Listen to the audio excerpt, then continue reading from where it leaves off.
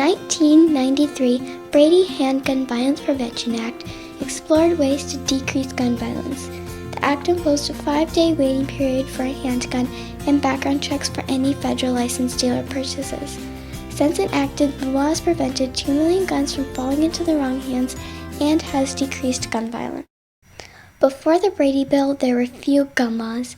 In 1934, Franklin D. Roosevelt tried to stop gangsters from getting possession of machine guns during Prohibition, so he made a $200 tax for any purchase of a gun. In 1938, the government established that you have to have a license to buy a gun. In 1968, due to the loss of John F. Kennedy, Robert Kennedy, and Martin Luther King, who were all victims of gun violence, the government required dealers to have a list of people that were not allowed to buy guns. The government also determined the laws of who should be put on the list.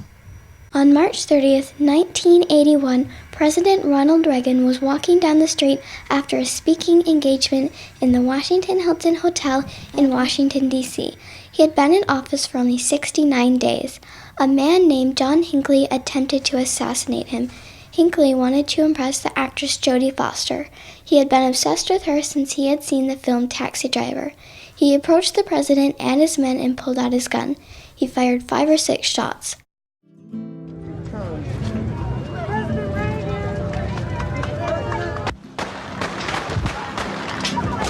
One hit President Reagan in the ribs and punctured his lung and caused internal bleeding. The other bullets hit James Brady and 3 others.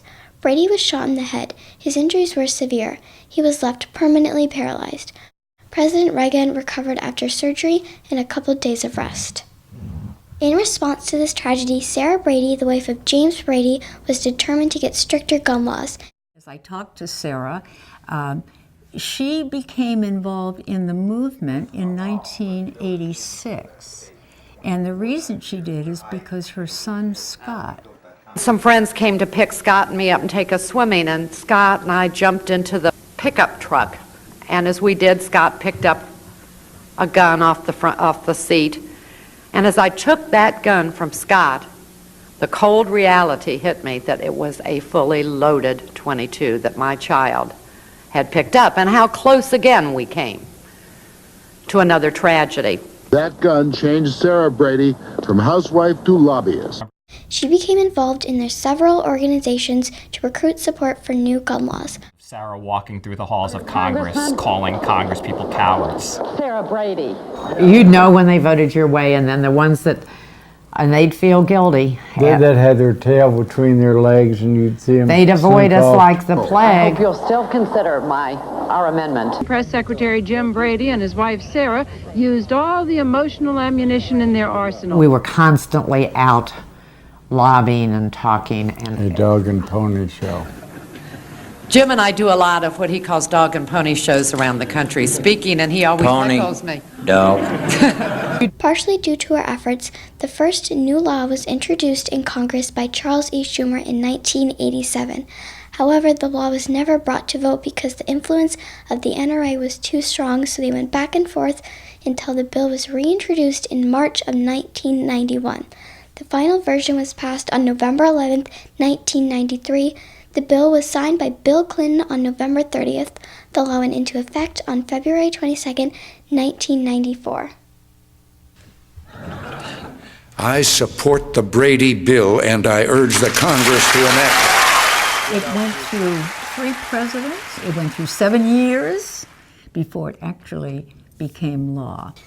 What we are witnessing today is more than a bill signing, is the end of unchecked madness and the commencement of a heartfelt crusade for a safer and saner country. The law states a 5-day waiting period and a background check for any firearm purchases from a licensed dealer. In the background checks, they make sure you haven't been convicted in court of any crime or sentenced to prison for over 1 year. Currently, 92% of the background checks are done through the National Instant Background Check System, the NICS, while the FBI is still on the phone with the gun dealer. Sometimes you might have to wait 5 days for a response. If you don't get a response within the 5 days, the law requires the dealer to sell you a gun without the complete background check. If you fail the background check, you can never buy a gun, and it's illegal to attempt to buy a gun again. The Brady Bill has stopped 2 million guns from being sold and has conducted over 202 million background checks. In the first year, only 217 were rejected. Since the law was enacted in 1994, in the states that expanded background checks, 39% fewer police officers were murdered by guns, and 38% fewer women were murdered by their partners by guns. 40% of guns are still sold mainly at gun shows and on the internet without a background check. That's why 90% of people want the Brady Bill background checks expanded. An untold number of people are alive today who otherwise wouldn't be, thanks to Jim and his courageous wife, Sarah. Their leadership, their vision, their determination is a model to everyone else. I think Jim and Sarah Brady are the very best example of what it is to be courageous. There's all the things everybody said. To me, Jim Brady was simply heroic. You know, it was really more than anything, Jim and Sarah and what they achieved that inspired me to devote the rest of my life to this issue. The Brady Bill has sparked a lot of conflict between people that want more gun rights and people that want stricter gun laws. Some people think the solution to gun violence is having more responsible people carry guns and having no gun-free zones. If some of those folks that were just slaughtered in Paris, if a couple of guns were in that room that were held by the good guys, you would have had a totally different story, let me tell you. And I can say that about a lot of these crazy attacks. You have gun-free zones in this country. We have gun-free zones on our military bases. A gun isn't violent in itself. If you can talk about police. Are police violent because they have guns on their hips? Police aren't violent people, are they? Then why do we